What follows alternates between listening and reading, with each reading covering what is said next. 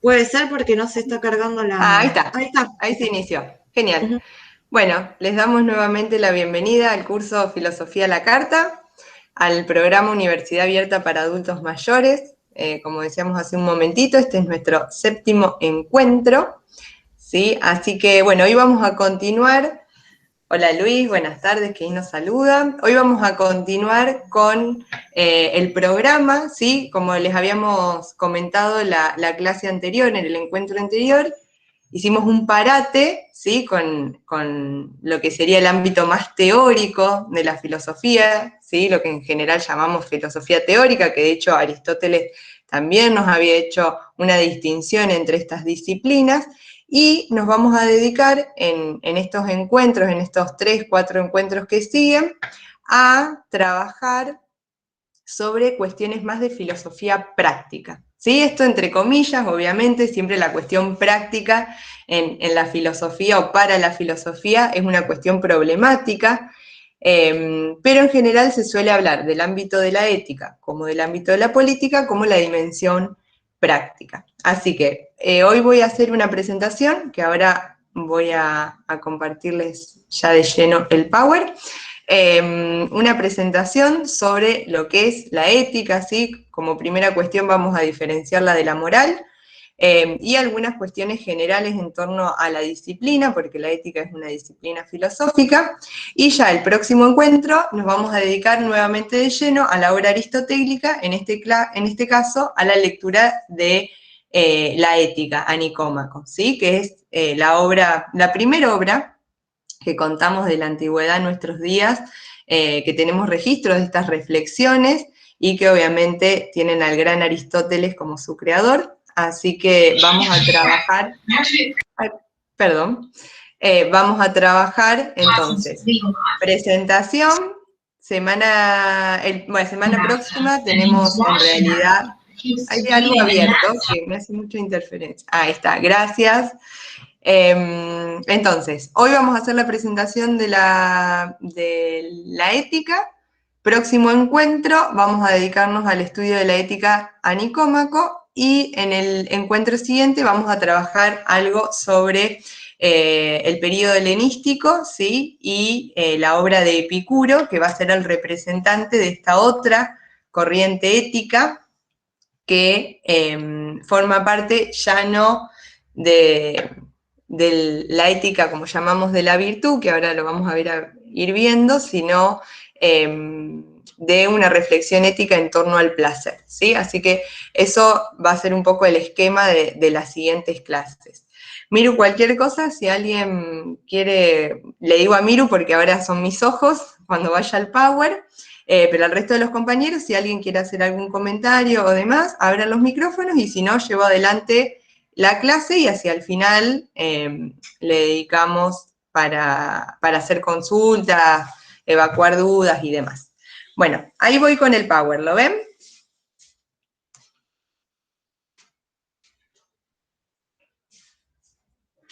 ¿Se está viendo? Sí, Flor, se ve. Bien, Perfecto. bien, Sí, genial. se ve. Bueno, buenísimo. Váyanme diciendo porque ahora yo solo veo el Power, no los veo más a ustedes. Así que cualquier duda que tengan les voy a ir consultando.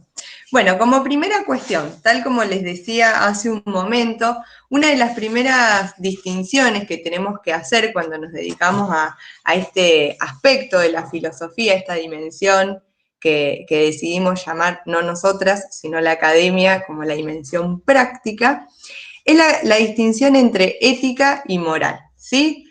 Hay cierto sentido común, existe cierto sentido común, cierta, bueno, manera de asociar estos dos conceptos, ¿no? En nuestra jerga tradicional, en nuestras formas de relacionarnos, perdón, solemos utilizar la categoría de ética y moral como sinónimos, ¿sí? No las distinguimos. Solemos decir, por ejemplo, que a tal profesional, bueno, falló o no fue, o no cumplió con cierta pretensión o con cierta ética profesional.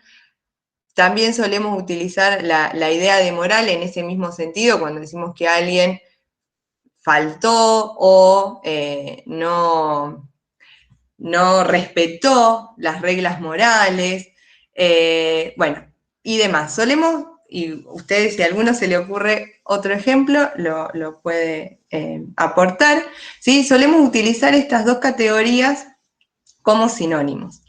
Sin embargo, para la filosofía no son categorías que se puedan utilizar como conceptos similares, sino que responden a ámbitos bien diferenciados. Obviamente hay una cuestión que tiene que ver con la etimología de ambas palabras, tal como lo ven ahí en el Power, ¿sí? Que justamente como tanto en el vocablo griego como el vocablo latín, que es la traducción de ese vocablo griego, se asocian a conceptos como carácter, costumbre o hábito. Por eso nosotros, en nuestro sentido común, ¿sí? en nuestra vida diaria, solemos utilizar estos dos términos como sinónimos. Pero, a partir de esta distinción que va a ser la filosofía, ¿sí? Ética y moral no van a ser elementos, no van a ser sinónimos, sino que más bien vamos a hablar de la ética como una disciplina, ¿sí? Como una disciplina filosófica o una tematización, una reflexión, también podríamos decir, y a la moral como aquello que determinamos como lo tematizado, ¿sí? En este sentido, la ética, como disciplina filosófica, se va a hacer cargo de reflexionar, ¿sí? O tematizar sobre las cuestiones morales, que ahora vamos a ir ampliando un poquito más qué quiere decir o qué podemos reunir bajo la categoría de moral. Esto siempre tiende a ser problemático a la hora de hablar de estos dos conceptos, y nos solemos como enroscar. Por eso la idea es que, si bien obviamente estas cuestiones se pueden problematizar también más en profundidad, ¿sí? La idea es que podamos, de algún modo, tomar ciertos acuerdos para no complicarnos y poder, bueno, ser más precisos cuando hablamos o cuando nos referimos, en este caso, a las corrientes filosóficas y demás. Así que, como cuestión, para seguir aclarando esta distinción, ¿sí? La moral sería el conjunto de normas, ¿sí? Que consideramos justas y obligatorias, ¿sí? Son el conjunto de normas que forman parte de una sociedad, de una cultura en un determinado momento histórico, ¿sí?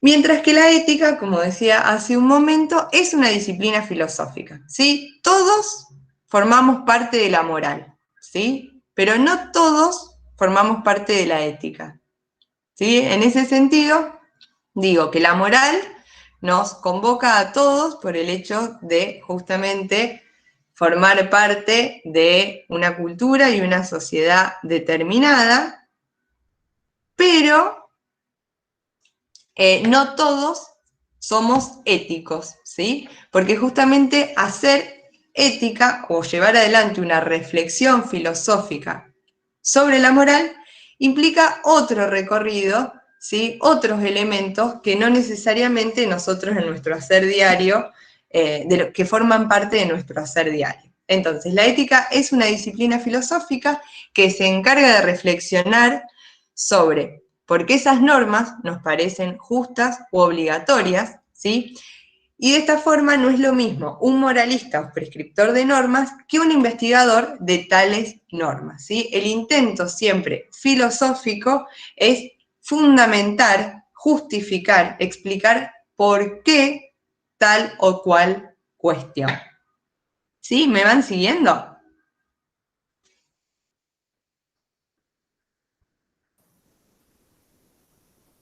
Sí, Florencia, sí.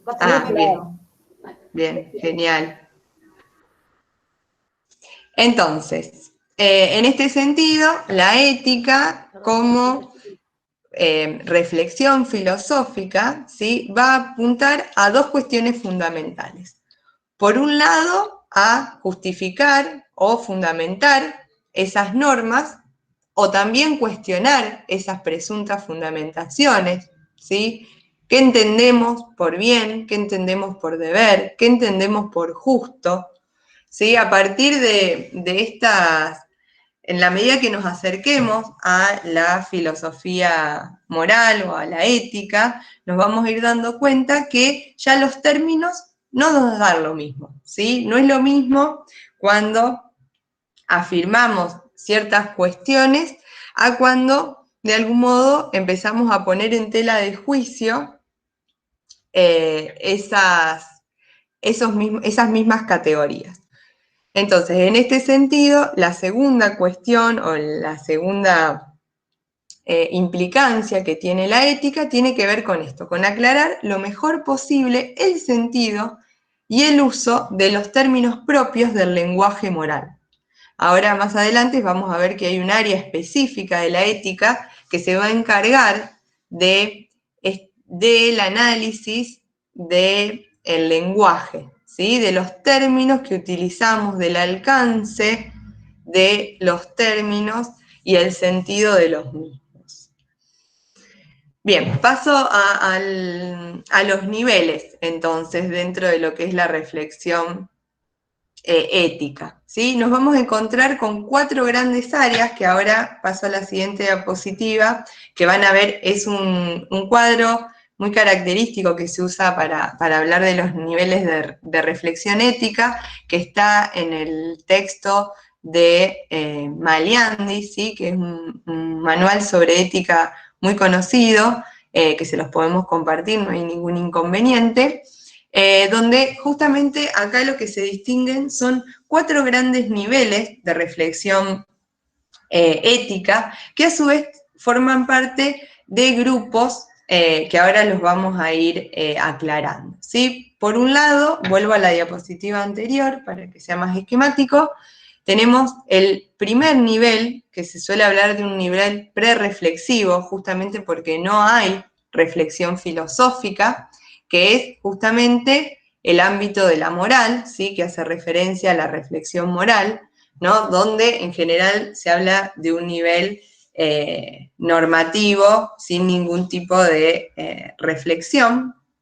Un segundo nivel, que es la ética normativa, la mayoría, esto obviamente es discutido entre los intérpretes, pero por lo general solemos hablar de éticas normativas a la mayoría de las teorías éticas con las que vamos a trabajar. Si bien en esta primer parte del curso vamos a trabajar tanto la ética de Aristóteles como de la ética de Epicuro, seguramente cuando pasemos a la segunda parte del curso y ya nos detengamos en algunos problemas de la modernidad filosófica, bueno, ahí vamos a trabajar la obra kantiana, ¿sí? Immanuel Kant también tiene un tratado sobre ética, así que vamos a poder ampliar un poquito más las reflexiones en este sentido. El tercer nivel es el nivel de la metaética, que es justamente la parte de la ética que se va a encargar justamente del alcance y los límites de los conceptos morales. Y la última instancia, que justamente es la más alejada de la reflexión filosófica, que es la que se suele denominar ética descriptiva, que se hace cargo, si se quiere, de la labor científica. Ahora voy a avanzar un poquito y vamos a ir ampliando cada uno de estos niveles. Entonces, el primer nivel, ¿sí? Que es justamente la reflexión moral, que habíamos dicho que es un ámbito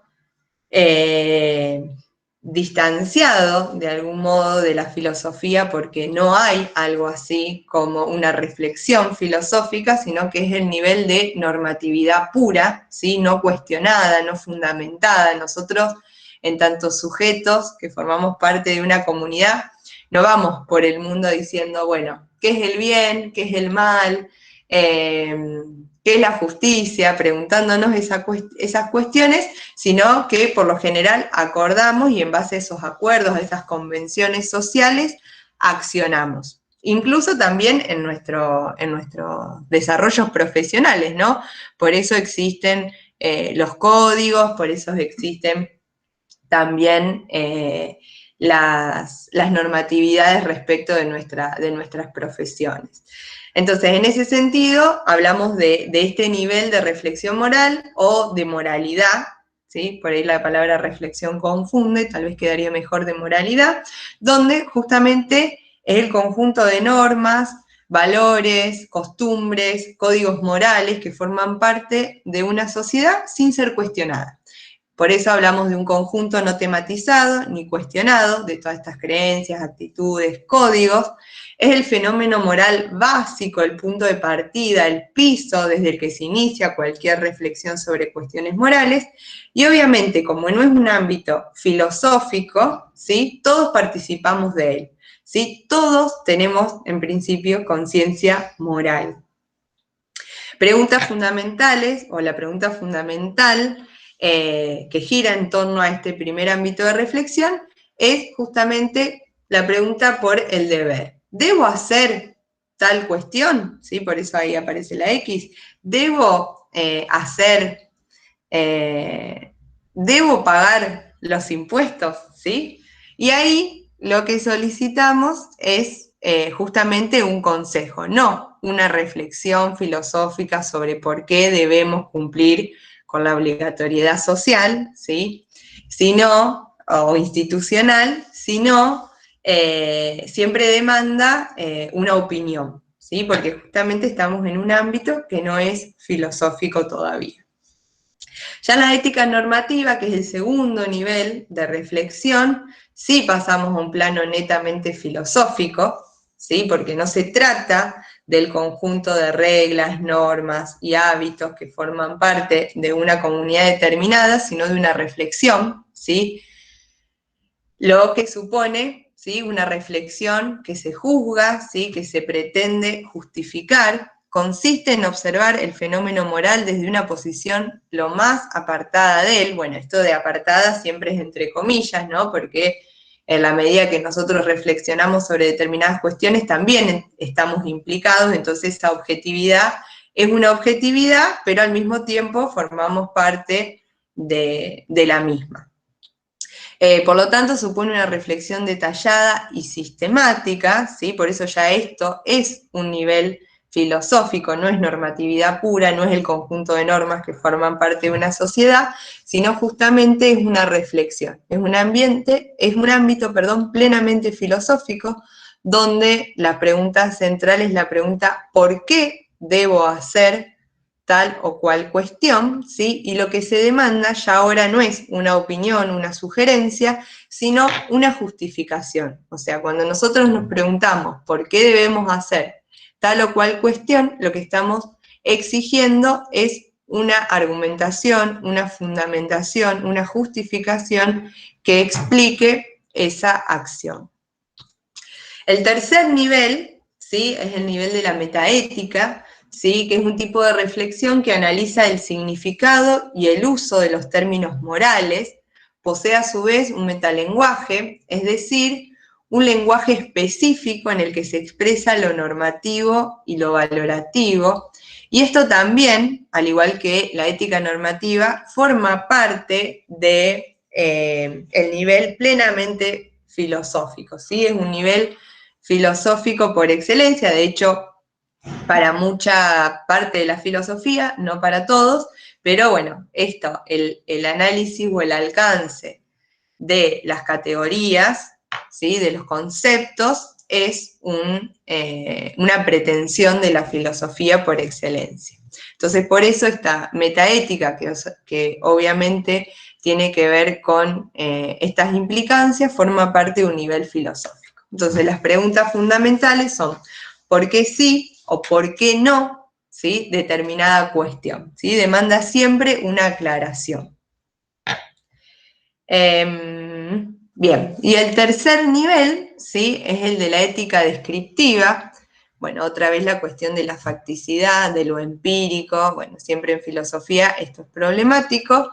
Hablamos de la facticidad normativa como es, ¿sí? Es decir, la realidad empírica de las creencias, las actitudes, las costumbres, los códigos, ¿sí? Es un tipo de reflexión algo distanciada del ámbito filosófico, por eso ponemos que tiene un carácter científico y neutral, ¿no? Porque siempre las reflexiones filosóficas en ese sentido, bueno, tienen su distinción, como ya en algún momento del curso problematizamos, con la ciencia, ¿sí? Cuestiones asociadas a la ética descriptiva, ¿sí? Preguntas, ¿cree que A debe hacer X? ¿Sí? Siempre reclama informaciones descriptivas, ¿sí? Reclama concretas informaciones, ¿sí? Pretende que esa descripción, ¿sí? Ese análisis sea lo más claro, ¿sí? Lo más neutral posible. Por eso lo asociamos más al aspecto científico y ya no tan filosófico. Sin embargo, todos estos niveles de reflexión, si bien acá parecerían como elementos separados, obviamente que están vinculados, ¿sí? Y tal vez hay más encuentros que distinciones entre un ámbito y otro, pero bueno, a lo largo de las clases vamos a ir profundizando también en este aspecto. Por eso les decía, nosotros nos vamos a detener en las éticas normativas, que es como por lo general se suele llamar a la mayoría de las corrientes éticas, pero también podemos hacer análisis metaéticos y demás, porque obviamente hay una implicancia conceptual en cada uno de los autores, ¿sí? Un Aristóteles que nos va a hablar de virtud. Escucho como mucho eco, no sé si hay micrófonos abiertos o es mi micrófono. Que nos va a hablar de virtud, de justo medio, de felicidad, ¿sí? En contraposición con un Epicuro que nos va a hablar de placer, en contraposición a un Kant que nos va a hablar de deber, de imperativo categórico, de buena voluntad, de razón. Bueno, entonces todo esto también supone un análisis metafilosófico de estas categorías. Bueno, vuelvo a ver ahí. Bueno, ¿todo bien por ahí? ¿Alguna pregunta sobre esta primer parte? ¿Algo para comentar?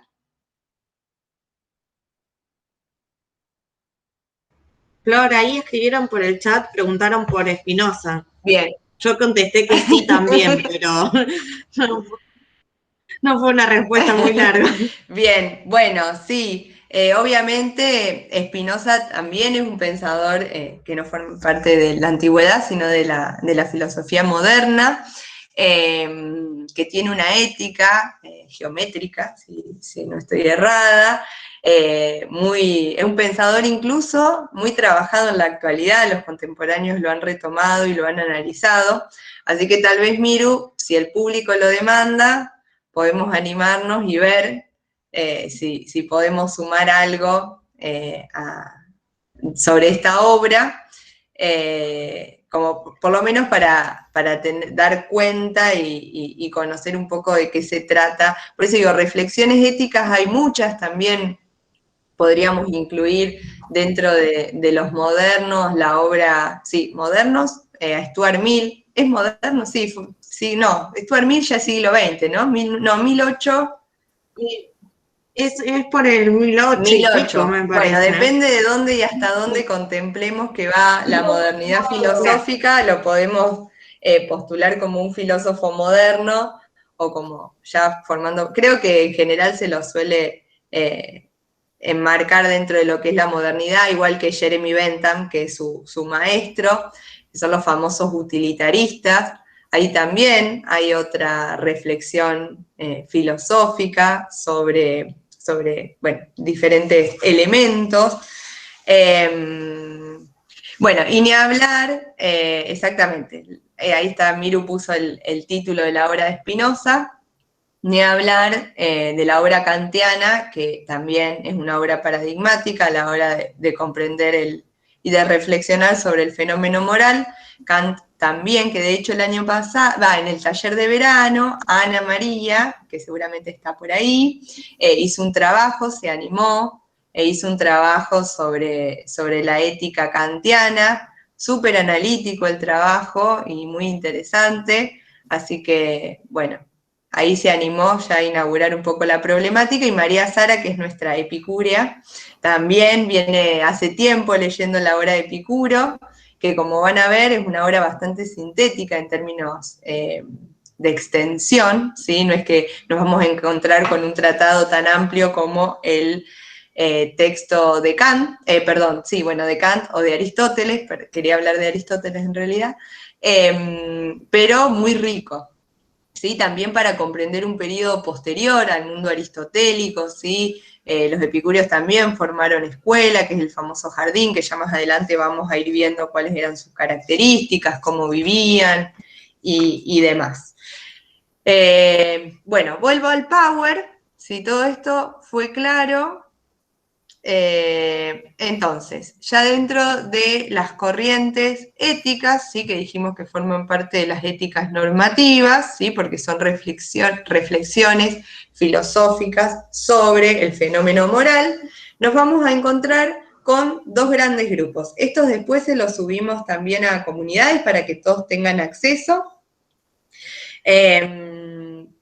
Esto obviamente, tal vez de acuerdo a los intérpretes que vayamos siguiendo, aparezcan otras caracterizaciones. En general, estas son cuestiones que están bastante aceptadas, ¿sí? Por un lado hablamos de las éticas teleológicas, ¿sí? Que son aquellas corrientes que justamente el vocablo telos hace referencia a fin, ¿sí? O objetivo. Entonces son aquellas corrientes éticas que perseguían un objetivo o un fin determinado, ¿sí? Tal como dice el Power, perdón, aquellas corrientes que estuvieron supeditadas a los fines que perseguían, ¿sí? La determinación de ese telos o fin era el objetivo principal de estas perspectivas éticas. También, perdón que tomé agua, también son denominadas éticas consecuencialistas, ¿sí? Es decir, porque justamente la acción, la reflexión sobre el hacer humano supone o establece determinadas consecuencias u objetivos. Representantes de estas corrientes teleológicas son, por ejemplo, Aristóteles, que de hecho es la primer corriente que vamos a trabajar, y que ya Aristóteles es alguien que venimos leyendo. También Epicuro, durante lo que es la antigüedad, y posteriormente, bueno, como les decía, tanto la versión utilitarista de Bentham y de John Stuart Mill. En el caso de, también se suele hacer una distinción a veces entre las corrientes teleológicas eudaimonistas, como la aristotélica, y ahora vamos a ver esa categoría de eudaimonía, que es el término que Aristóteles utiliza y que se suele definir como felicidad, y las éticas hedonistas, ¿sí? Asociadas al placer, como por ejemplo la ética de Epicuro. Y como una segunda caracterización, las famosas deontologías, ¿sí? Que son aquellas corrientes éticas que se encargan de los principios o máximas que determinan el obrar. Por eso también a veces cuando hablamos de las deontologías profesionales utilizamos este concepto, porque en general tiene que ver con esa serie, con ese conjunto de principios, de máximas, de preceptos que determinan la acción profesional de un abogado, de un médico, de un científico, bueno, ¿no? Que suelen ser ese conjunto, esos códigos profesionales, o se habla de una deontología. Bueno, y el mayor representante de esta corriente es obviamente Kant, ¿no? Porque Kant, uno de los conceptos fundamentales de su obra es el concepto de deber. Así que eso nos va a quedar ya para la segunda parte, pero vamos a trabajar a partir de hoy y del próximo encuentro. Solo voy a hacer una presentación de la ética aristotélica y luego la vamos a ampliar. La ética, bueno, Aristóteles, tal como ya veníamos trabajando, un pensador que forma parte de la filosofía antigua. ¿Puedo preguntar algo? Sí. Entonces, ay, justo me lo sacaste. No, es que si no, no los veo. Bueno, vuelvo al Power, decime. La placa anterior, la última clasificación deontológica. Sí, ahora no sé cómo volver. No importa, no importa. El juramento Ahí va. hipocrático correspondería entonces a esa categoría. ¿O dijiste que son los códigos? Claro, ahí lo que pasa con el fundamento hipocrático es que no sería una reflexión filosófica, ¿no? Porque es el conjunto de códigos que forma. Ya está reflexionado, eso ya está concretizado en un código. Claro. O sea, sería el conjunto de normas o los códigos que regulan la profesión de los médicos. Exacto. Ahí no hay algo así como una reflexión filosófica. ¿Sí? Sería más del orden de, miro cualquier cosa que complementame la explicación. Pero creo que forma parte del nivel prereflexivo. Claro. ¿Sí? De lo que tiene que ver con esa instancia. Lo que tenés con el juramento hipocrático es como ya el conjunto de normas o criterios morales establecidos para la práctica médica. Entonces ahí no hay reflexión porque es solamente lo normativo. Pero ahora, si queremos nosotros indagar sobre qué principios o sobre qué enunciados están en ese juramento morales y queremos aclararlos y aclarar los conceptos y hacer un análisis tanto sobre la normatividad de eso como del lenguaje que maneja en ese juramento, ahí sí ya estamos haciendo filosofía. Claro. Pero es como si agarramos también la Constitución, ahí estará todo ya cargado, ya establecido. Si queremos reflexionar sobre ello, ahí sí recién filosofía, pero no cuando tenemos como un código moral. Ya establecido. Igual que el código de Hammurabi y todos esos códigos. Claro, como los mandamientos, o sea, son todas normatividad pura, digamos, donde no hay una reflexión filosófica, sino es el conjunto de normas. Por eso yo decía, es un nivel, si se quiere, prefilosófico, porque ahí nada está interpelado, ahí no estamos reflexionando. Después sí, obviamente, un ejercicio filosófico sería ponernos a reflexionar, por ejemplo, no sé, sobre el alcance y los límites de alguno de los conceptos. Por eso el trabajo, hoy recién cuando les comentaba, si bien Kant es un autor que todavía no dimos, el trabajo de Ana, ella es un trabajo sumamente analítico sobre los conceptos kantianos en la fundamentación para una metafísica de las costumbres, que es la obra kantiana, donde estableció que entendía Kant por deber, por buena voluntad, por imperativo categórico, cómo funciona ese mandato de la razón. Eso sí ya es una reflexión filosófica. Que claro, se distancia. Me da por entender, o sea, yo hago este pensamiento, o mis pensamientos reflexionan así. Cuando vos ya tenés un código, aunque esté en un nivel pre-reflexivo, pre-filosófico, quienes los hicieron para llegar a esas conclusiones, a esas máximas, hicieron también una reflexión filosófica, que la tuvieron que sintetizar así. O sea, quien la hizo reflexionó filosóficamente, si no, no se hubiese concretado. Y después que los que lo leen después con el correr de los años, de los tiempos, hagan otras reflexiones filosóficas sobre el mismo, de acuerdo a la época, bueno, sí, se entiende que es filosofía, pero también hubo una filosofía para poder elaborarlo. ¿O no se piensa así?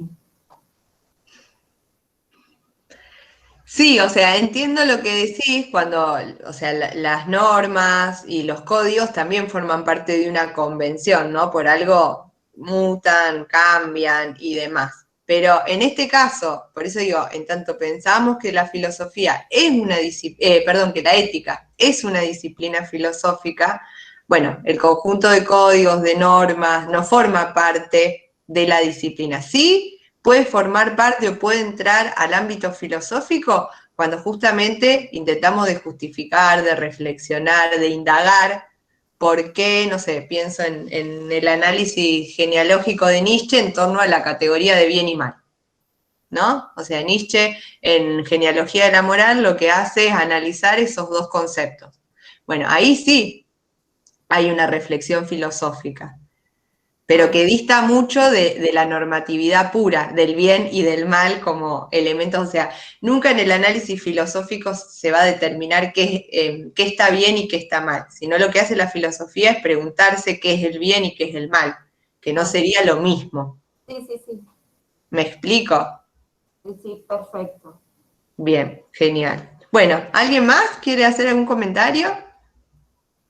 Bien, bueno, sigo. Entonces, volviendo a la ética nicomaquea, ¿sí? O a Nicómaco, como también se la suele llamar, es la primera, bueno, pertenece a Aristóteles, ¿sí? Este pensador que ya venimos trabajando, que ahora hicimos como este giro, salimos de la cuestión netamente teórica para pasar a esta dimensión, si se quiere, más práctica de la filosofía, que tal como también lo dice Aristóteles, la ética forma parte de la política. El primer tratado ético que conocemos, de que tenemos conocimiento, es la ética a Nicómaco, que formuló Aristóteles. También se lo suele llamar la ética de la virtud, ¿sí? Este término... ¿Era un nombre propio?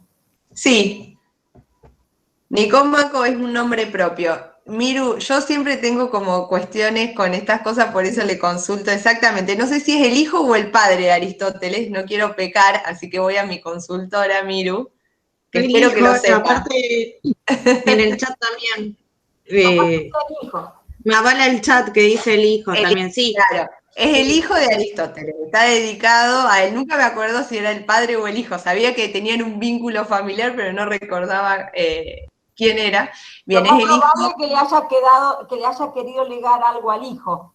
Sí, exactamente. Es al hijo, entonces, el nombre que lleva la ética aristotélica. Pero también, como les decía, se suele hablar de la ética de la virtud. Ah, no, ¿sí? pará, Flor, estoy averiguando en el momento, perdón. Pero tanto el padre como el hijo se llamaban igual. ¿Viste? Bueno, entonces puede ser, por eso yo tenía esta duda, si era el padre o el hijo. O sea, los dos tenían el mismo nombre. Tal cual. Bueno, de todas maneras, para evitar falsos históricos, lo podemos chequear y la próxima clase lo corroboramos, así no metemos la pata. Pero sí, Se lo dedica al hijo.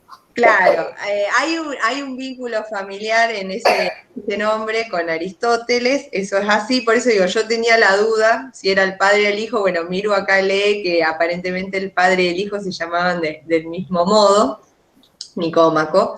Pero bueno, para la próxima lo vamos a chequear, así no decimos falsas verdades.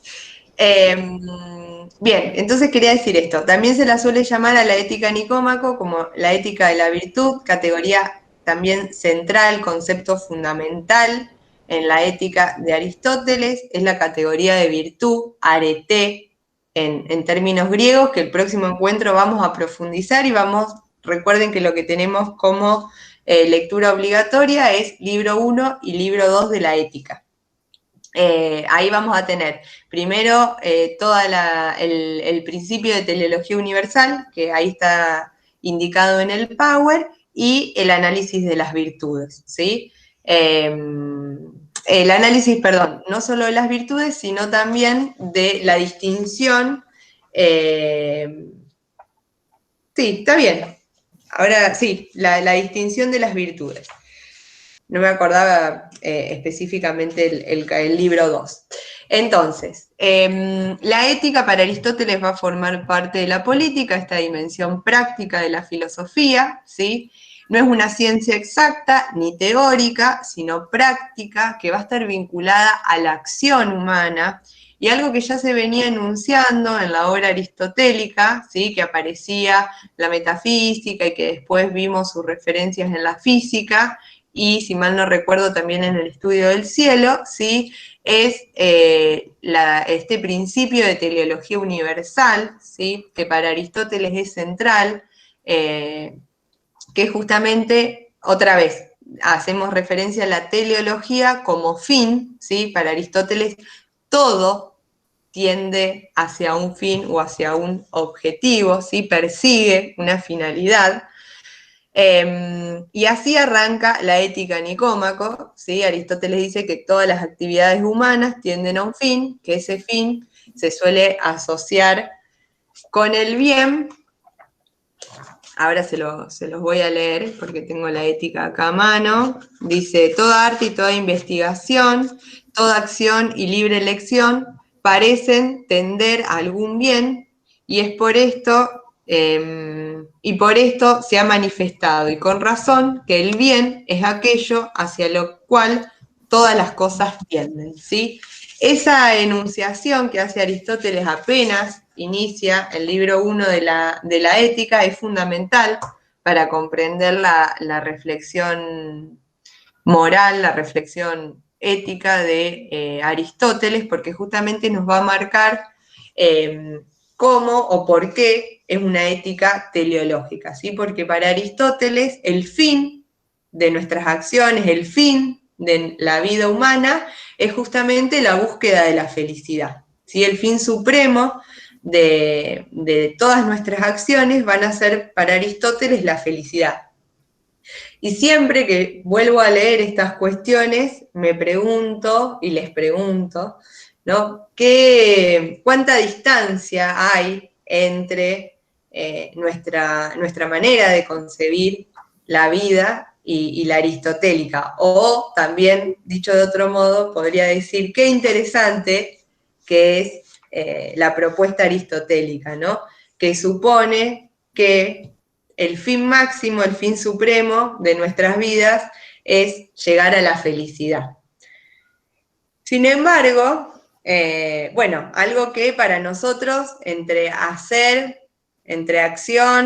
práctica, ¿no? Entre hacer y felicidad, parecería que no siempre pensamos nuestras actividades o nuestro accionar en torno a perseguir o a buscar ciertos fines, y mucho menos, creo, pensar en que todas nuestras acciones nos van a llevar a adquirir este bien supremo que es la felicidad. A lo mejor igual alguno de ustedes me podría decir, no, Flor, bueno, pero para mí, o sea, yo todo el tiempo pienso en ser feliz, y no está mal. Digo que es muy interesante que para Aristóteles esa búsqueda, ¿sí? ese fin de las acciones tenga que ver con el acceso o el alcance a la felicidad. Obviamente ese es el fin supremo, el fin último, el objetivo a alcanzar, pero Aristóteles nos va a mostrar que, o sea, no que las virtudes, ¿sí? Que es la manera de acceder a la felicidad, solo aquellos hombres que desarrollan la virtud van a poder tener acceso a este fin preciado. No está al alcance de todos y requiere tiempo, ejercitación. Bueno, vamos a ver cada una de las virtudes y del grupo de virtudes a las que pertenecen, cómo llegamos a esa felicidad. Por eso digo, la felicidad es el fin último que solo los hombres virtuosos, los hombres prudentes, va a decir Aristóteles, pueden alcanzar.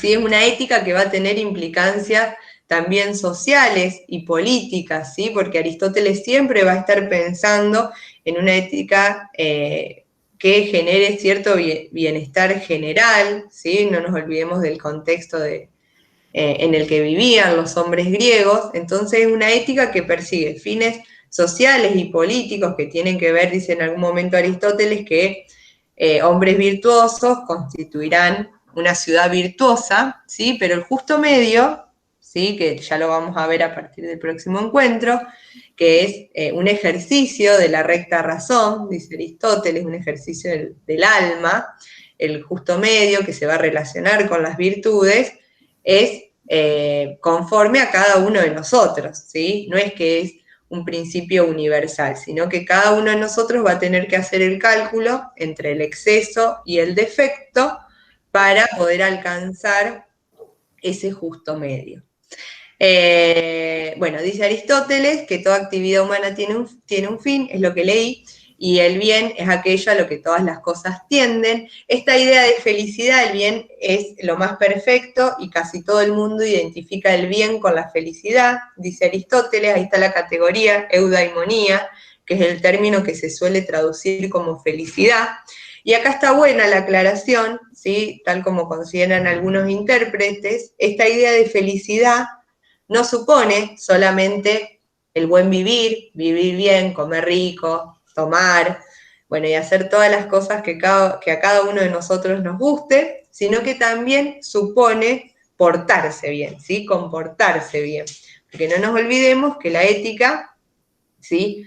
Tiene esta dimensión social que apunta no solo al buen vivir individual, sino también al poder vivir de una manera excelente dentro de una comunidad, porque la virtud en Aristóteles tiene que ver con esto, con la excelencia, ¿sí? Con accionar o realizar nuestras acciones de la manera más perfecta. La virtud, la arete, es sinónimo de eso, de excelencia, de llevar adelante nuestras acciones de la mejor manera posible.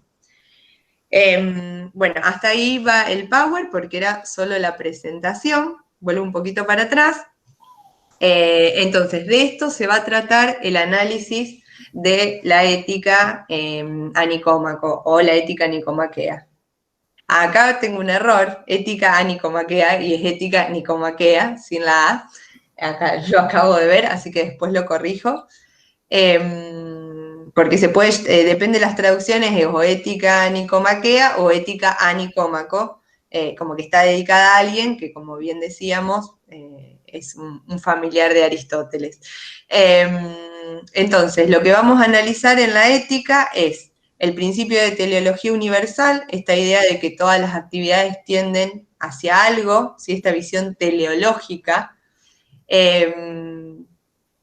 que el fin de todas las actividades humanas y de la acción, porque no nos olvidemos que la ética justamente es una ciencia práctica, ¿sí? Que se va a encargar de la reflexión sobre el hacer humano, sobre nuestras acciones, que para Aristóteles todas nuestras actividades van a tender a la búsqueda de algo. Ese algo es lo que el filósofo denomina felicidad, que no solo implica vivir bien, sino también actuar correctamente, ¿sí? Comportarnos dentro de ciertos márgenes sociales. Y para poder alcanzar la felicidad, ¿sí? Para poder llegar a este fin supremo de la vida humana, ¿sí? Lo que vamos a tener que analizar son justamente las virtudes, ¿sí? La virtud, o el término, el concepto de virtud, es el término que Aristóteles va a proponer para poder alcanzar esa vida feliz, ¿sí? La virtud, como les decía, es sinónimo de excelencia, de realizar nuestras acciones de la mejor manera posible. Las virtudes no son naturales al hombre, ¿sí? Sino que o se estudian, ¿sí? O se enseñan o requieren tiempo, ¿sí? Ahí está, cuando lean el libro 2 de la ética, está la famosa expresión que tal vez algunos conozcan, una golondrina no hace verano, ¿sí? No sé si alguna vez la escucharon a esa expresión. Bueno, esa expresión es una expresión aristotélica por excelencia, donde Aristóteles nos muestra que no solo, o sea, es una metáfora, no solo por el hecho de accionar una vez de manera virtuosa, ¿sí? Nos vamos a volver hombres virtuosos, sino que es a partir del hábito, de las prácticas, ¿sí? De la repetición de esas capacidades excelentes, de esas virtudes, es que vamos a poder llegar o acceder a la felicidad. Y obviamente las virtudes van a ser un modo de ser, como dice Aristóteles, de la razón, ¿sí? O del alma, porque en este caso serían O sea, no sé si sinónimos, pero bueno, forman parte de esta dimensión. O sea, la virtud, la excelencia en las capacidades no forma parte de nuestro aspecto sensitivo, intuitivo, sensual, digo, respecto de los sentidos, sino que van a formar parte de nuestra racionalidad. O sea, siempre la excelencia, la virtud va a estar asociada a la razón. Y bueno, y el último concepto que nos falta ahí es el concepto de justo medio, ¿sí? Como este cálculo entre el exceso y el defecto, que después vamos a ver los ejemplos que Aristóteles nos da y que tal vez lo podemos pensar para nuestra vida, como el ejercicio racional necesario para poder justamente llegar a este fin supremo. Ahora los vuelvo a ver. Así que esa sería la tarea que vamos a tener de aquí en adelante. Por eso digo, vamos a hacer no solo el desarrollo y la lectura de la obra aristotélica, de la ética, sino también el análisis conceptual de estos términos, que obviamente son términos técnicos. Por eso digo, si nosotros de ahora en más, cuando leamos Aristóteles, hablemos de felicidad, o si pensamos en que todas nuestras acciones van a llevarnos o nos van a permitir acceder a la felicidad, bueno, ya la felicidad, esa categoría que uno en principio podría ser una categoría abstracta o no sabríamos muy bien qué significa, en el contexto aristotélico tiene un sentido, ¿sí? En esto también, por eso digo, es un trabajo más analítico, pero que forma parte de nuestra labor filosófica, también referirnos al sentido y al alcance que les vamos a dar a los términos. Por eso también la idea de virtud es central, la idea de teleología es central, el justo medio, ¿sí? Bueno, y en la categoría de virtud son fundamentales para comprender la obra aristotélica. Cuando pasemos a Epicuro nos vamos a encontrar con otro conjunto de conceptos, como la idea de placer, ¿sí? De cálculo utilitario, y demás conceptos que van a formar parte ya de ese corpus teórico. Y ni hablar cuando lo pasemos a Kant, que bueno, ahí sí ya aparecen otros términos que nada que ver ni con la virtud ni con el placer, sino asociados al deber. Entonces son términos que son importantes que vayamos distinguiendo porque nos van a permitir organizar nuestra lectura y al mismo tiempo también toda la reflexión teórica de estos pensadores.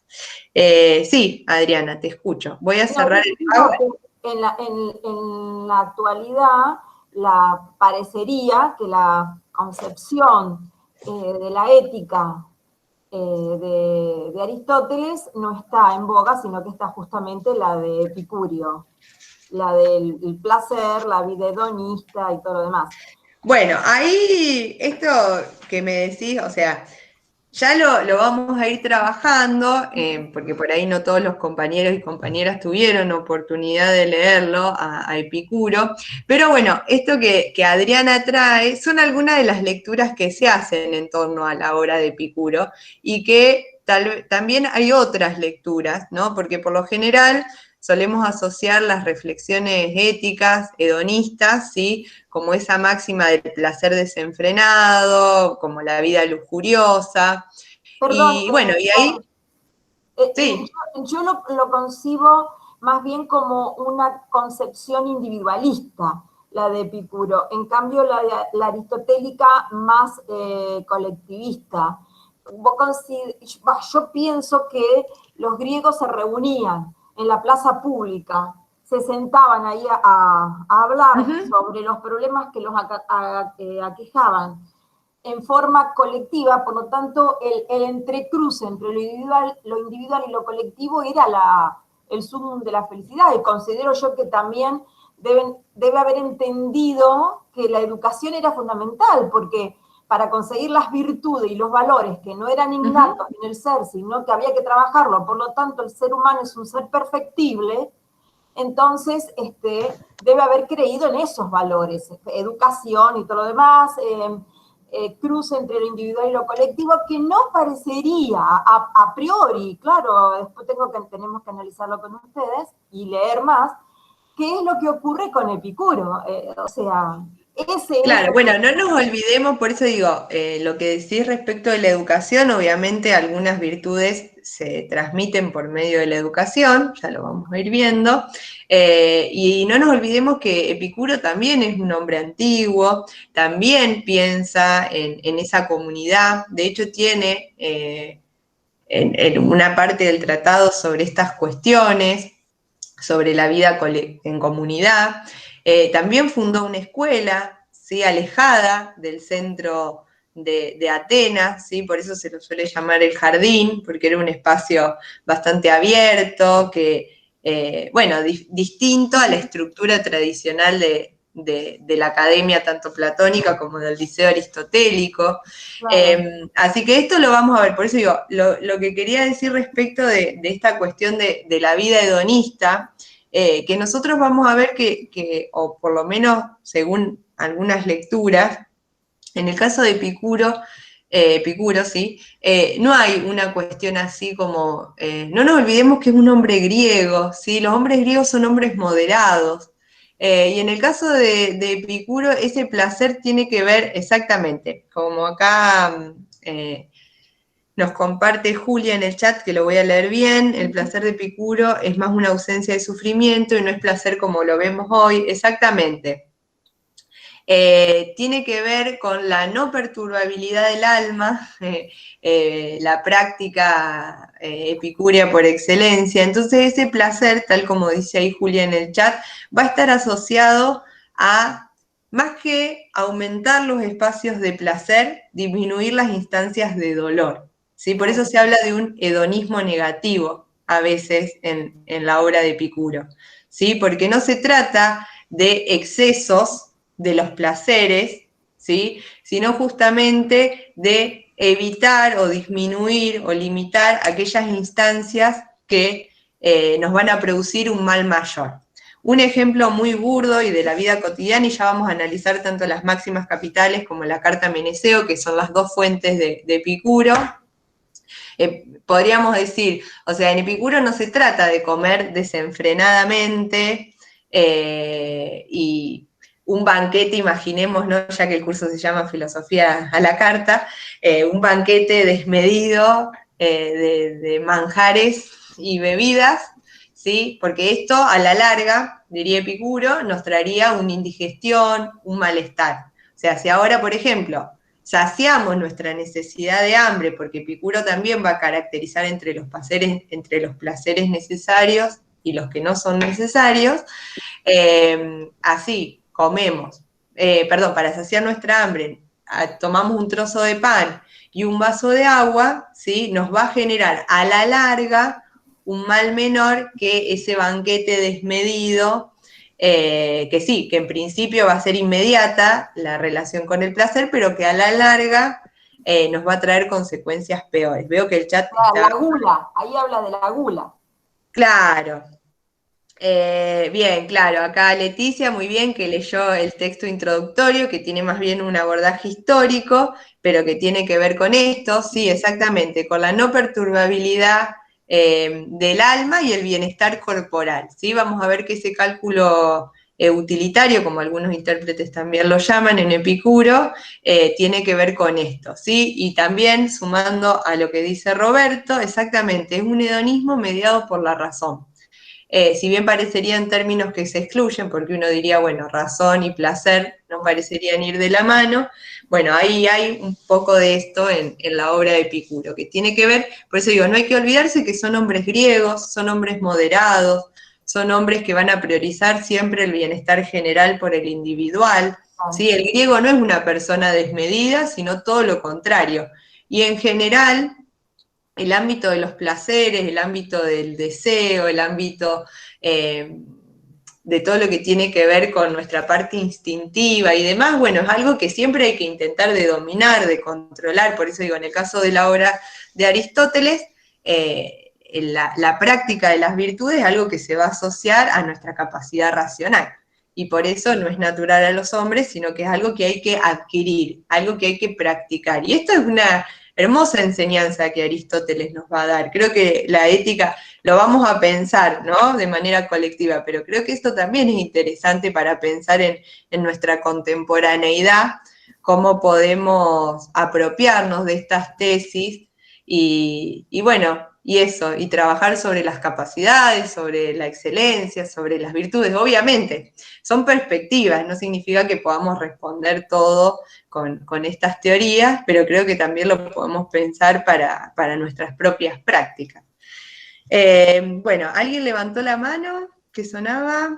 Sí, Teresa. La escuchamos.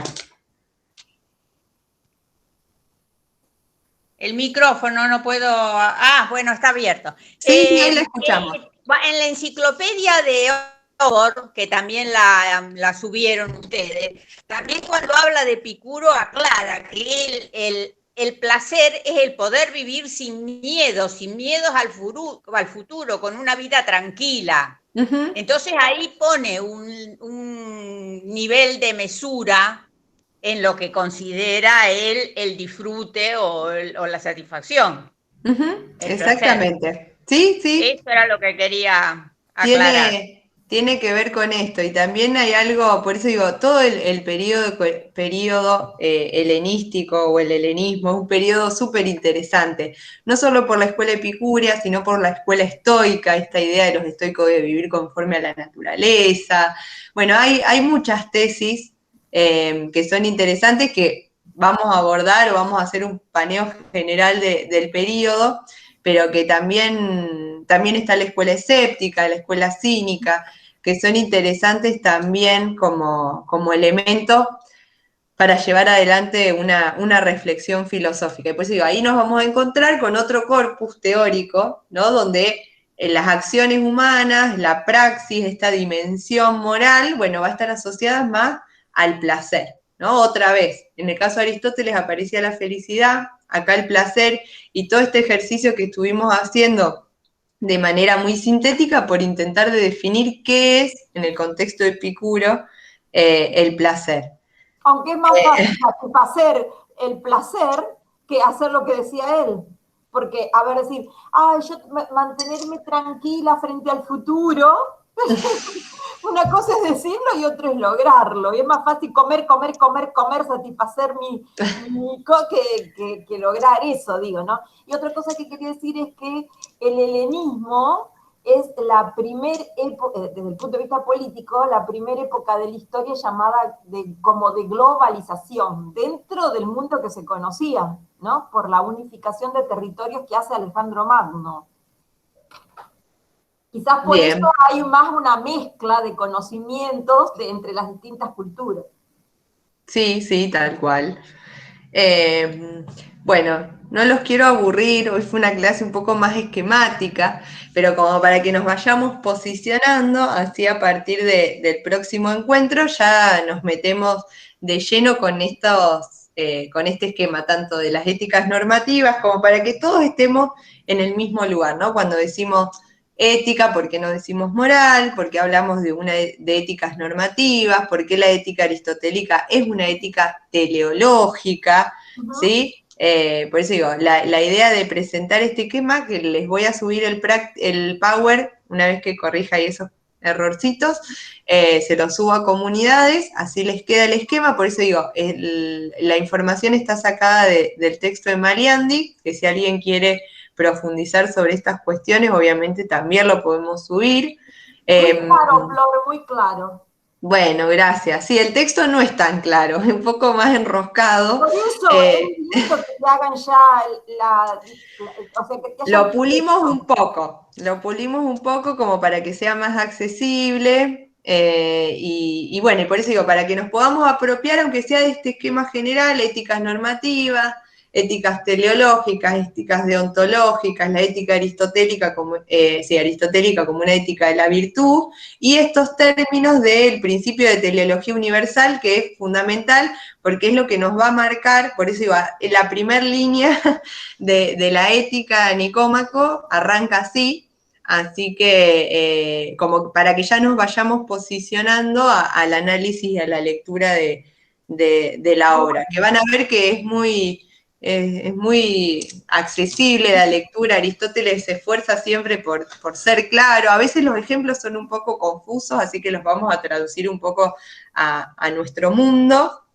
Pero bueno, la clase que viene sería 25 de mayo, el próximo martes, o sea que nos vamos a encontrar el martes 1 de junio, ¿sí? Ajá.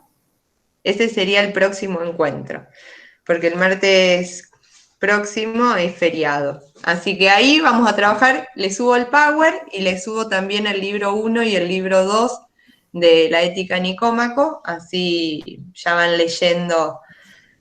Y ahí, y de paso les comentamos, ahí con Miru pensamos, como vamos a terminar con Aristóteles, entre muchas comillas, porque podríamos leer mucho más Aristóteles, la idea es que, si todo va bien, el martes, que sería el siguiente al 1, el martes 8, tal vez hagamos el primer café filosófico sobre Aristóteles, como para darle un sentido, ¿sí? Así trabajamos otra vez de manera colectiva, ya que cerramos con este filósofo, porque después vamos a trabajar con Epicuro y ya estamos terminando esta primer parte.